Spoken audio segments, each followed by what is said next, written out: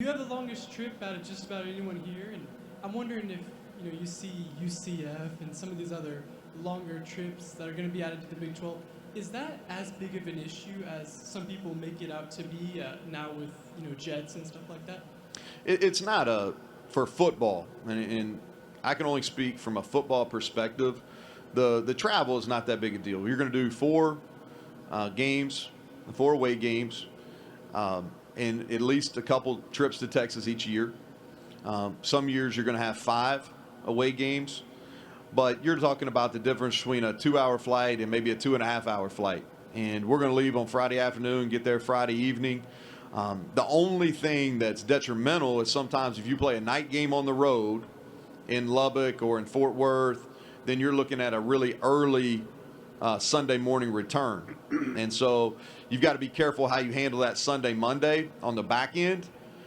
Now, for an Olympic sports, it's a different story. But in football, it's not as big an issue as maybe what it gets talked about.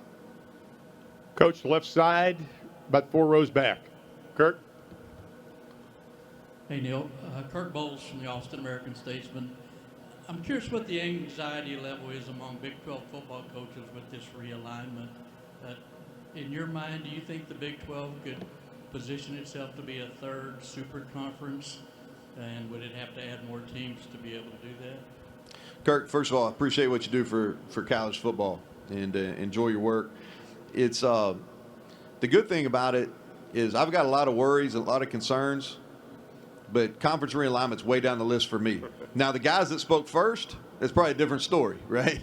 But for us, it's, those decisions are not getting made by football coaches. Those decisions are getting made at a much higher level. I'll repeat, Kirk, what I said in our opening statement. I'm really excited about the direction of the Big 12 Conference. I think some things over the last few weeks have created a great opportunity for our league. Is from a West Virginia perspective, we're a little bit different maybe than some of the other schools that uniforms are up here. We've played in multiple leagues over the last 50 to 75 years. We've even been an independent. The one constant is that West Virginia football has always been successful and always figured out a way to make it work. And so from a long-term perspective, I have great faith that West Virginia football is going to be just fine. In the short term, I like the direction. I think we have some unique opportunities. I think the leadership of our conference has made some really good decisions with the additions, and I have strong belief that they will continue to do so. For more information, you can visit tulsaworld.com.